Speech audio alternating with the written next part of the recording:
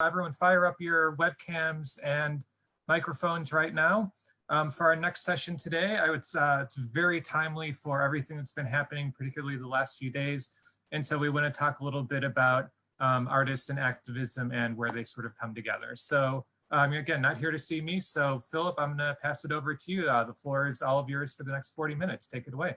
Wonderful. Thank you so much. Hi, everyone. It's so good to see your faces. What a salve for this morning. Thank you for joining. Today, like Matt said, I'm here with the authors of Penguin Workshop's Pocket Change Collective, which is a pocket-sized nonfiction series that centers timely issues written by today's leading activists, each of whom happen to be a friend of mine, which is a joy and an honor. So I want to start by introducing our lovely authors. Penning The New Queer Conscience is Voices for founder and LGBTQIA+ activist Adam Ely. Hi, Adam. Hi, Phil. Beyond the Gender Binary is written by the poet and artist Alok Vaid-Menon. Hi, Alok. Hi. And the Earth Guardian's youth director and hip hop artist Xiuhtezcatl Martinez wrote Imaginary Borders about environmental activism and music. Hi there. How's it going? Peace. Pretty good, thank you. And last but not least, in fact, definitely the most, is the author of This Is What I Know About Art, penned by arts writer and co-editor of the forthcoming Black Futures anthology, the lovely Kimberly Drew. Hi, Kimberly. Hi everybody. Welcome, everyone. It is so good to see your faces, like I said. And you know, sort of like Matt just alluded to before we all hopped on together, I think that the through line that connects all of your books is activism, right? And so it feels pertinent to open our dialogue today, not by discussing the books, which we will get to, and I want everyone to go and pre-order those books right away. But I want to open by acknowledging the ongoing crisis of racism and police brutality in America.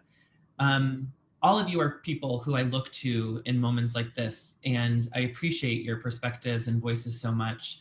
And I don't have a particular question here. I just want to, I really think that not everyone even needs to have an answer or a response. I actually just want to open this session by making space for anyone to offer words or advice, anguish, frustration, acknowledgement, nothing, whatever feels right. So I'm just going to give you guys the floor, whoever would like to say something. Yeah, Phillip, thank you so much for starting the dialogue there.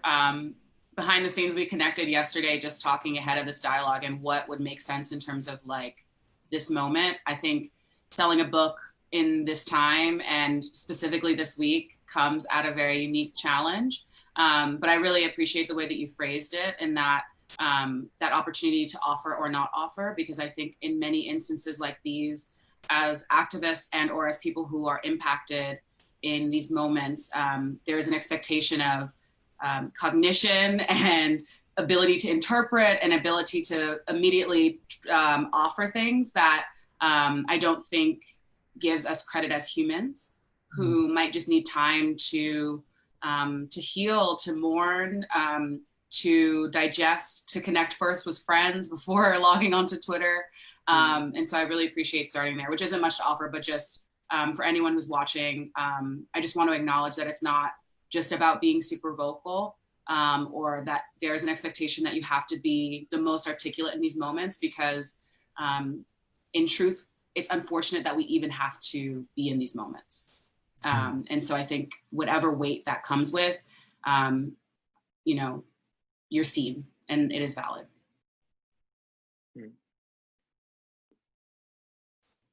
Thank you, Kimberly. Does anyone else have anything they'd like to add? I have something that I'd like to add. Hi, Adam Ely. I'm based in New York, and I think the energy here is really, really tense. We're all upset, and I wanted to say two things. The first is that I think that a lot of people, I hope, that will be buying my book are queer kids, Jewish kids, and queer Jewish kids, but also their parents. And so I spoke to my cousin, Adina, who has 3 really young kids, and she couldn't go to a protest and she was feeling bad, but she watched a live version of the protest with her kids and her family. Sorry, something just happened to my screen.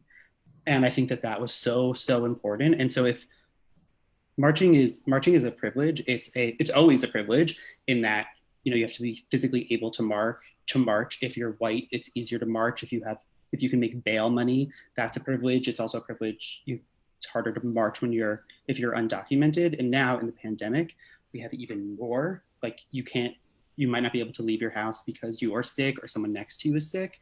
So if you're a parent and you can't go, make sure that you're showing your kids exactly what's going on, in a way that's appropriate for them.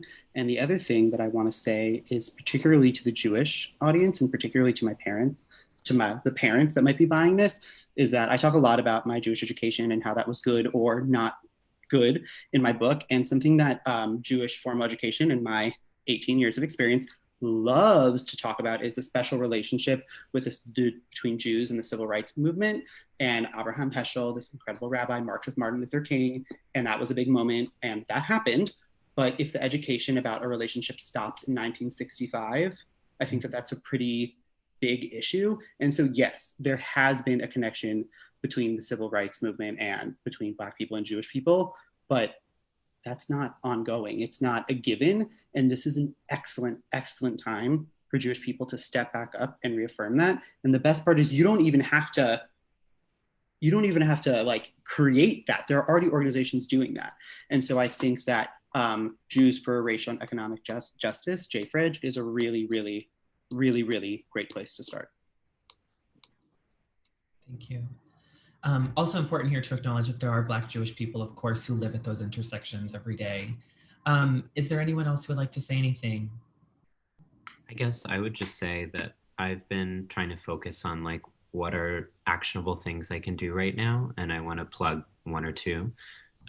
So Tony McDade was a Black trans man who was murdered by the police in Tallahassee, Florida, and Equality Federation has set up a webinar on June 3rd to talk about the intersections of anti-Black racism and anti-trans violence, which Andrea Jenkins, an incredible Black trans woman, public official from Minnesota and Minneapolis, will be speaking as well. So I'm looking forward to that.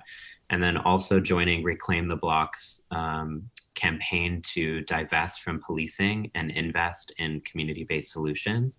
So there's a lot of really great efforts happening across the country to defund and demilitarize the police and to reallocate that funding towards actually mental health, public infrastructure, the things that really matter. Thank you.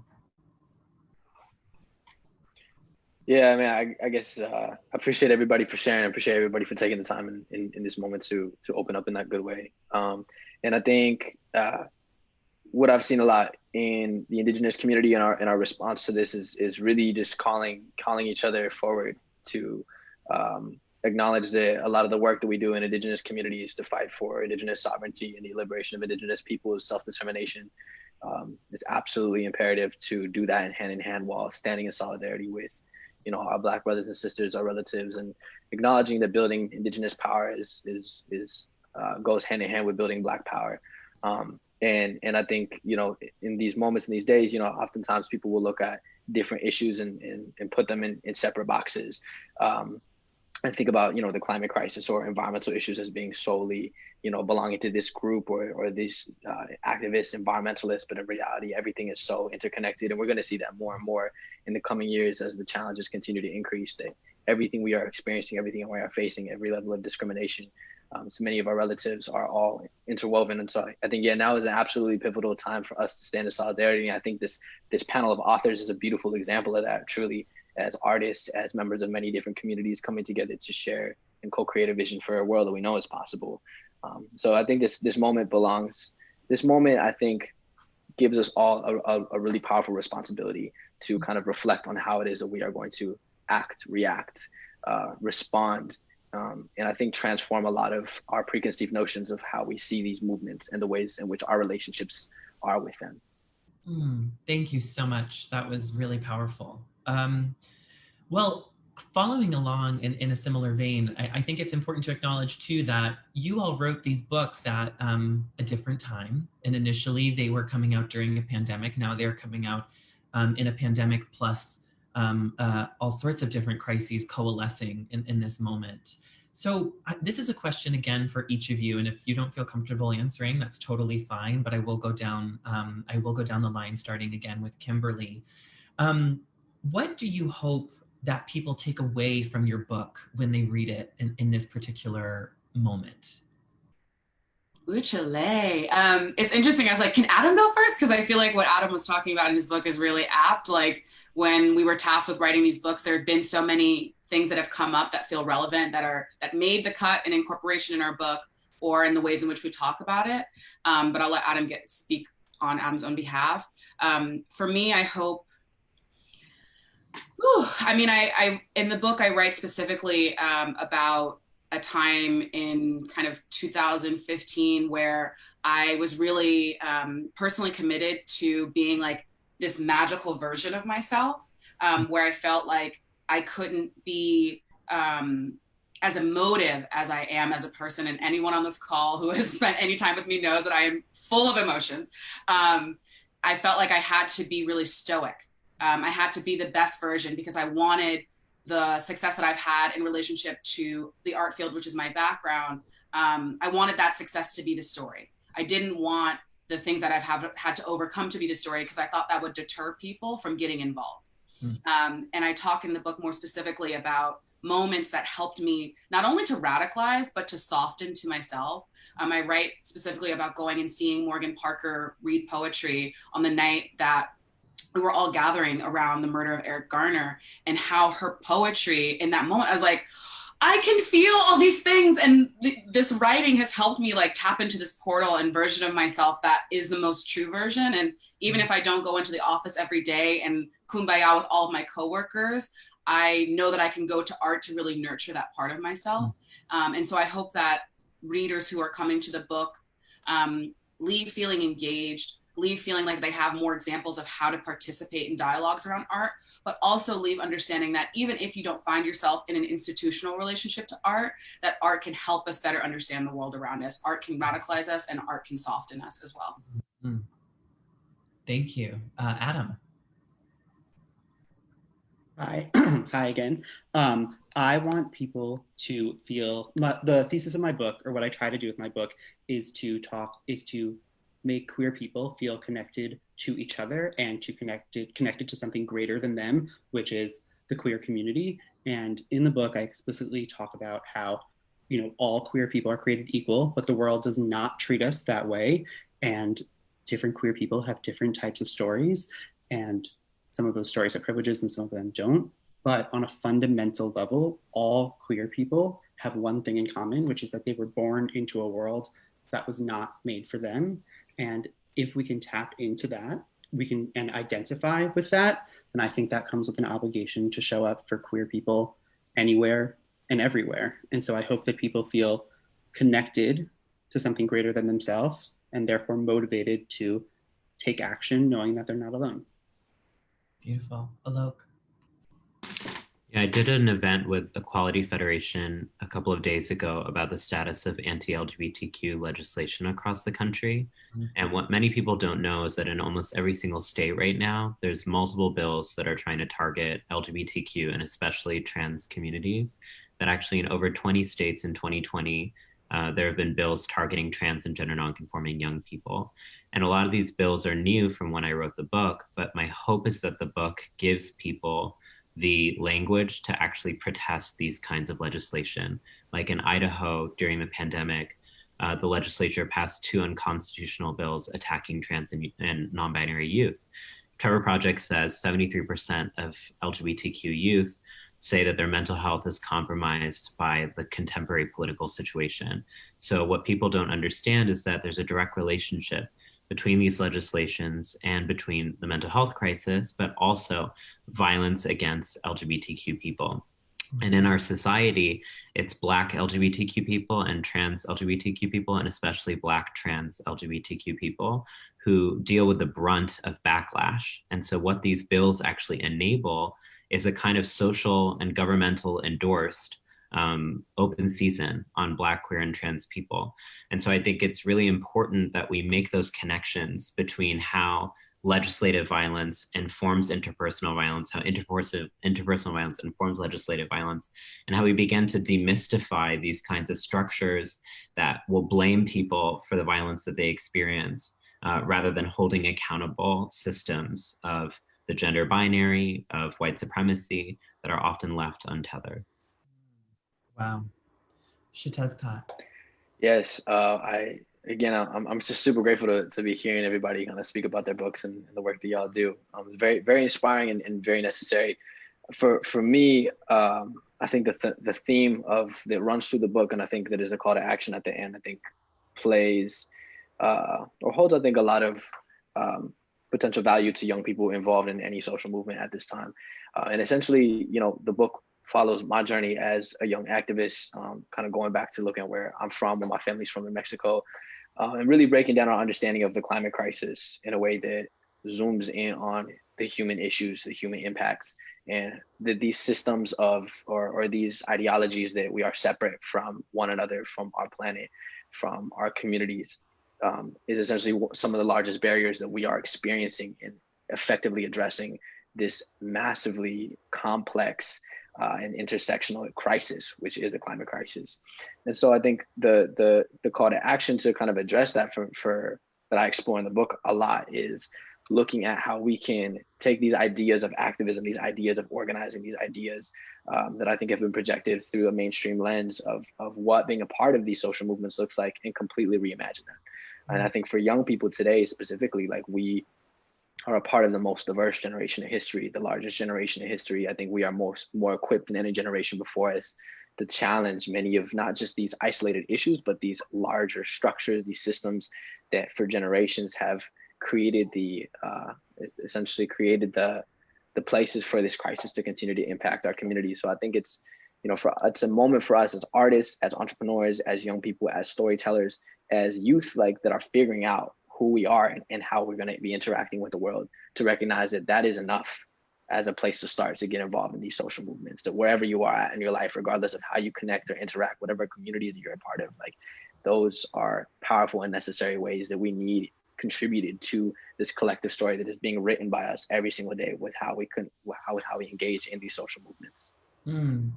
Thank you for that. And I have some questions that are more specific to each of your books, but I think, Xiuhtezcatl, let's stay with you for this moment, because that kind of segues nicely. I was wondering if you can explain to us what the youth climate movement looks like now, and what you think all of us listening to this conversation should be paying close attention to.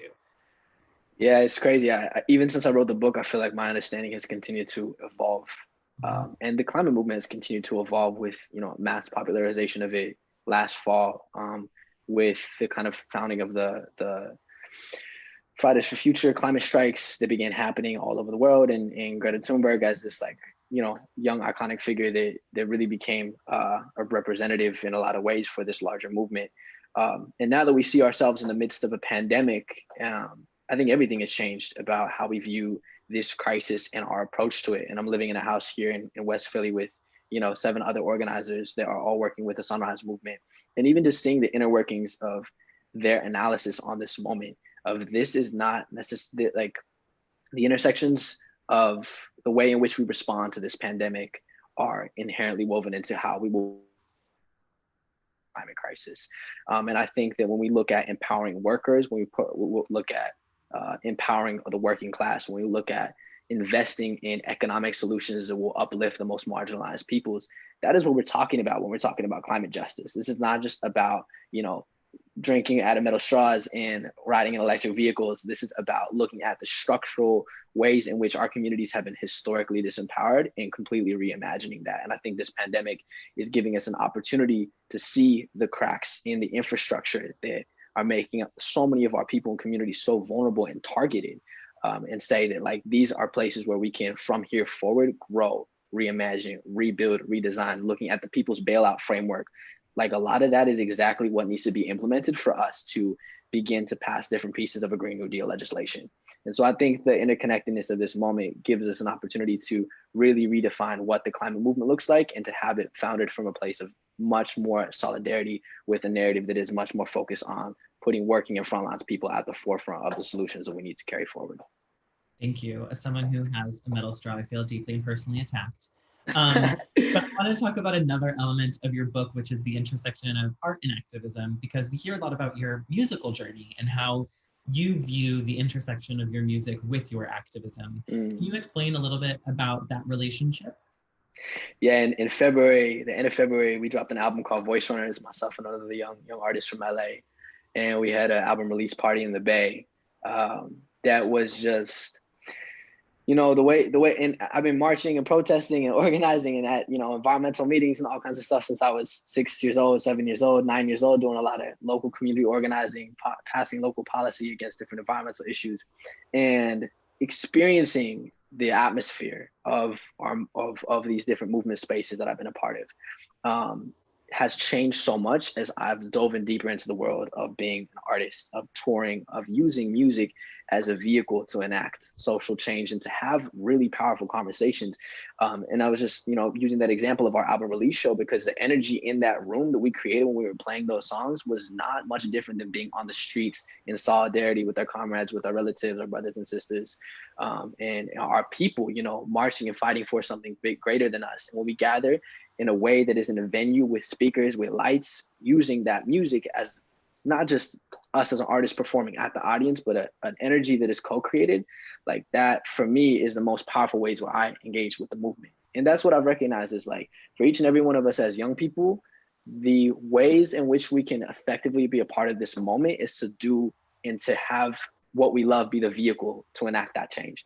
And so through hip hop, you know, there is obviously a deep, long history. Music in general has always been a reflection of the times of our movements, from Gil Scott-Heron to Bob Marley to John Lennon to Tupac Shakur. And so we are in this lineage now where this new moment is calling on artists to step up, to do more than just post links to different things in their Instagram stories, but really be a part of, I think, imagining and creating and I don't know, reflecting what is going on right now. So I found art to be such a powerful platform. And I've seen so many of my fellow artists out there reaching for something that is much more transformative than just entertainment. And I'm excited to see where that continues to go. Wonderful, thank you. Okay, Kimberly, I think that's a good, it's a good or interesting segue to talk about your book, which also addresses the intersection of art and activism. One of the things that I love about your book is that if I were like picking up your book and I see it behind you on your desk. Yes, thank you. Give it a close up. Thank you, thank you. One of the things I would expect is that this book would just be about like art as a display, right? Like art that you can go see, but you actually talk about the institution of the art world, and you talk about the need for change within the institution of the art world. Why was that important for you to address with this book? Yeah, I think it's funny because I was like, I hope you go to Alok next, because I was thinking a lot when Xiuhtezcatl was talking about the importance of the intersection between activism and art, and like Alok is a perfect representative of that intersection. Like I've gone to so many of Alok's readings or moments that you've created, and like there is nothing I love more than watching you like shake ass on stage and like say these beautiful words that help me better understand the many intersections and the many complications of what I'm trying to pursue around in relationship to identity, and especially identity and policy, because it's like two things that are presumably unsexy, and somehow you've made it like this beautiful thing that I walk away with every time. But I think for me in my book and in kind of my general career path, I'm very much an institutional person. And for me, I think that's, I don't know, I think it's a space that is one that's worth unpacking. I think in being invited to be a participant in this dialogue and participant in this collective, I'm always very hesitant to call myself an activist because I am such an institutional person. But I think it's so important for those of us who are politically minded to exist in both spaces. And I hope that through the writing and work that I do, I can show responsible ways of doing that, especially when it comes to the arts, because museums are in many ways community spaces at their best. And so what does it mean to have a community space that doesn't have a staff that represents the community that it's hoping to serve? And so for me, I just wanted to demystify some of that process and what it means to be in those spaces through telling kind of the journey of how I've been through them and the ways in which like even little elements, like I write about the Met steps and how that radicalized me around accessibility, how if we stay aware and we stay cognizant of the ways in which our institutions are structured, we can take that responsibility forward into making those changes happen. Because I don't want to live in a world without museums. Like even under this, under COVID, like there's so many ways in which museums are being hit hard by the financial shifts that are happening in this moment. And specifically the people that work in museums are being hit hard. I don't want to exist in a world without galleries and museums. I want to exist in a world in which our galleries and museums better represent our constituents. How do we get there? And I think that being able to do that work really does begin with young people, because so many institutions, it is required that you have a higher education degree. And without that encouragement, young people don't think to do it or aren't ushered towards that work. And so my book at its best is an invitation. And that's my hope. Sorry, without going on too much. No, it is an invitation. That's my favorite thing about it, in fact, right? Like, my favorite thing about you is that you demystify art for everyone you come into community with, right? You invite us all to participate in art, and art is intimidating, or it can be intimidating. For people who are watching, maybe our younger folks who are watching especially, what advice do you have for them to get started on their own demystified art journey? I would say to any young people who are out there listening right now, first and foremost, to take yourself seriously. Like, I am a beaten record on that statement, but I feel like it's so true. Take yourself seriously as an artist. Take yourself seriously as a consumer of art. Take yourself seriously as a patron of art. Even if you're buying your friend's artwork for $15, like, you are now a patron of art. And that is so essential. That confirmation that you're granting to your peers is invaluable. Being in a position where you're granted confirmation by your peers is like one of my favorite things. And then I think also, feel free to like visit museum websites. Like, I think the myth of this moment is that, like, the incredibly frustrating myth of this moment is that everyone has so much time. Like, I don't think that's true. But for those of us who do maybe find ourselves having more time, how do we utilize this time right now? Go on a museum website, get lost, click around, like, watch an old lecture. There's so much material on YouTube, and a lot of it is captioned. Like, go after it, sit and watch it. And even if you're catching like 5 minutes of a lecture, like, that is your first step, and that is enough. The point is that you're finding yourself there. But there's many, many ways to start. There's no wrong way to start. But it is imperative that you do. Like, life is just better. I don't know. Like, I don't have science and facts and figures, but my life is fucking awesome because it is an artful life. And I hope to give that gift to others. Not an X-bomb on the kids panel, Kimberly, my goodness. I know. I'm such a bad YA author for that. I can't help it.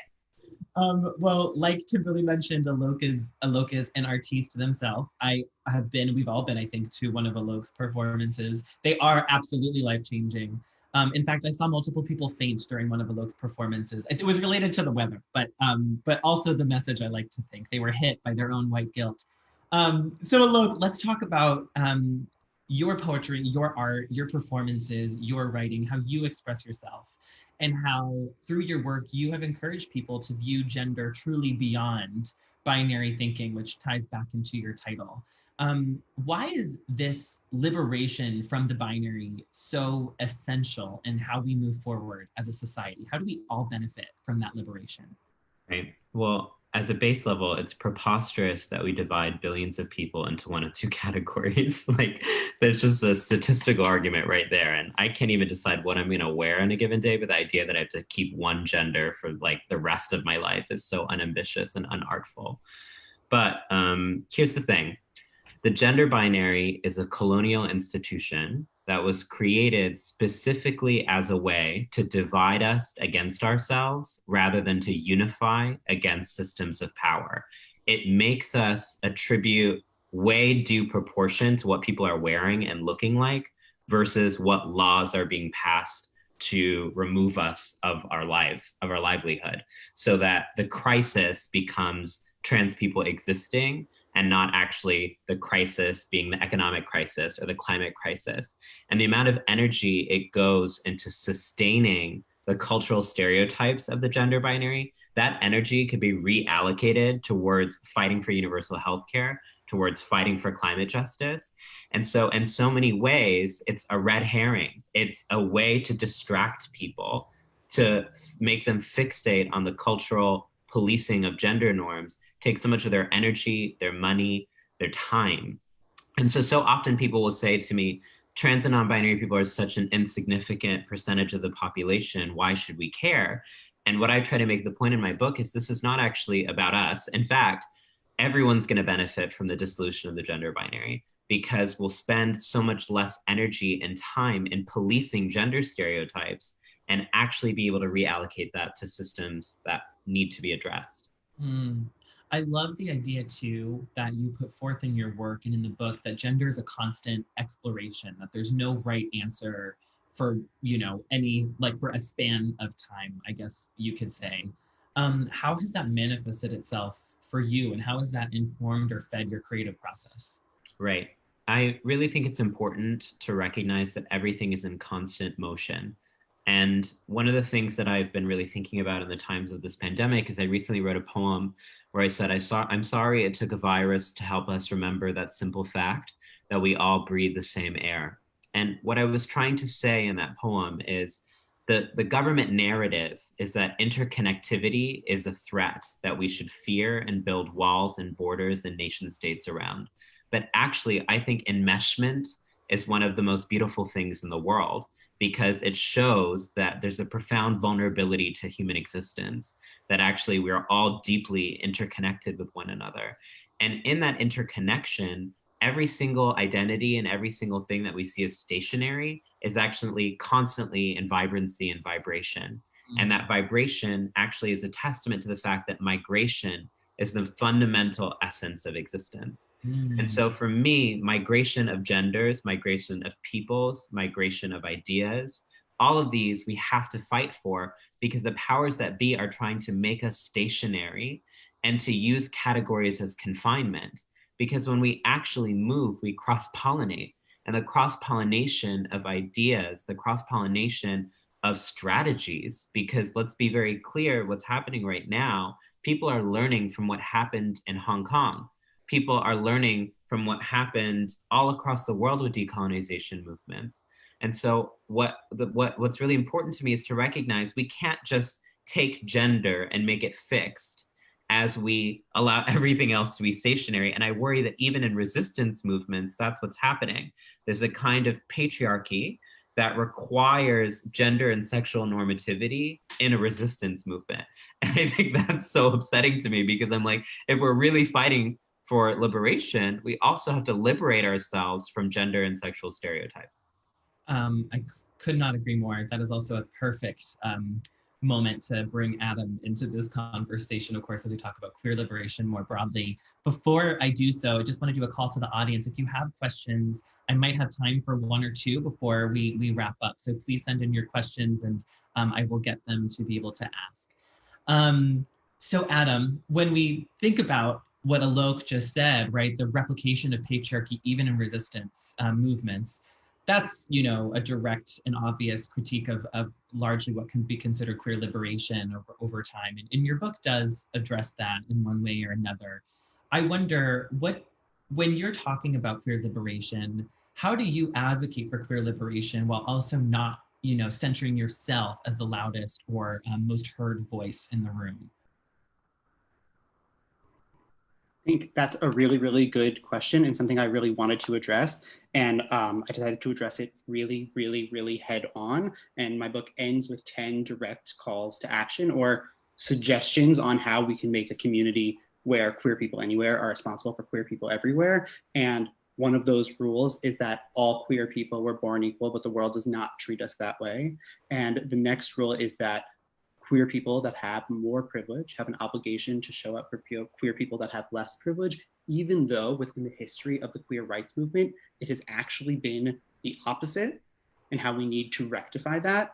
And then the big suggestion I gave about what to do, because what to do with that is, I think it's rule number 7, is ask how you can be of service, and then actually listen to the answer.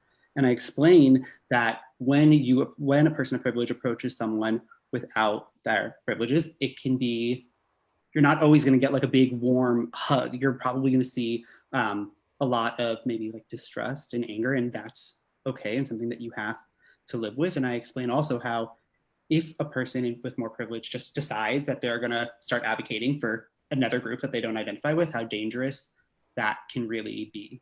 And so I try to go through the theoretical reasons why queer people across any type of spectrum on a root level should be able to identify with each other. And then I try to give specific ways to decolonize and structure the patriarchy that is very, very, very prominent in the queer community at large, and certainly the formal gay liberation movement.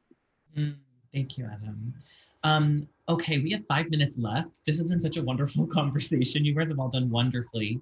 I have a question from the audience, and I wonder if I can get one or two of you to answer. What can booksellers and librarians do to support young activists? I would like one of you to raise your hand for that question. Can I get a volunteer? Because I want to flip the question also. Volunteer? Thank you, Kimberly. I'm also going to flip the question afterwards to say, what can young activists do to support our local and small booksellers and our librarians? But Kimberly, why don't you take this first one? Thank you. I'm happy to take it. I also want to nominate Alok to answer as well. I think I want everyone to answer, but obviously we don't have a ton of time. I can just say from personal experience as a kid who was taken to libraries, and as a kid who does not come from a lot of material means, it is librarians who radicalized me first. It is librarians who first brought resource to me. I think as an arts person, I cannot leave this conversation without saying like great curation saves lives. So if there are books right now that you think, and I think it's difficult, of course, because we're not able to like circumambulate institutions, but like utilizing social media and putting forth those books, making it as easy as possible for people to find things is so important. Like you don't have to shove it down everyone's, throats, whatever. But I think making information readily accessible, building out finding aids, like shout out to the Micah Library. I really love the work that they're doing to build out finding aids and providing that as a resource. But very quick and short, curation is everything. And I really want to shout out to all the librarians at the Orange Public Library who raised me. Yes. Anyone about how we can support our local bookstores or our librarians? We have 3 minutes left, so keeping it brief would be wonderful. No one. I'll take Kimberly's challenge. I say I didn't come out of the closet, I came out of the library. And for me, like as a young trans person, I couldn't express myself visually without fear of violence and assault. And so for me, literature and books were the place that I could go when I didn't have physical mobility, I could have creative mobility. And books in so many ways are what kept me alive, because I would read about different worlds and be like, wow, this world that I have is one of many. It's not the only one. And it denaturalized the violence I was experiencing to be fiction. And I actually realized reality is its own form of fiction. It's just that I'm not the one writing it. And so I think that when I'm thinking about what librarians can do to support young people, the first one is about democratizing information that has been concentrated away from communities that it belongs to.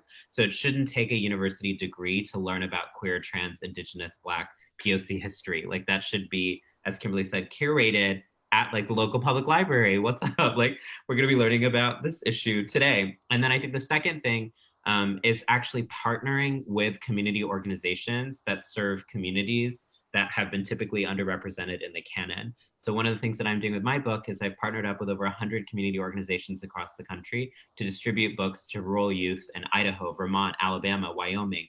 And that's a great partnership there. And then the other way, the inverse, support bookshop.org, which actually all the proceeds go towards local indie bookstores. And then also if you're making purchases, even though Amazon might be cheaper, try to actually purchase elsewhere, because we should think about the sustainability of literature and not just like literature as a commodity.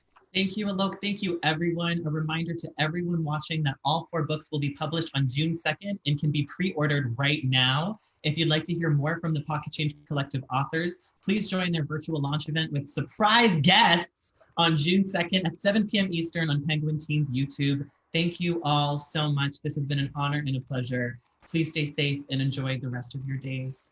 Thank you, Phil. Bye, Thank you so much. Thank you, Phil. Great job. Thank you so much, everyone, for giving us 40 minutes of your day today. Like Philip just said, please go to bookshop.org or anywhere else you buy books, and please support your authors. Buy those books, buy those books, buy those books. All right. So again, Kimberly, Alok, Adam, everyone, thanks. Take care. Great job. Thank you so much.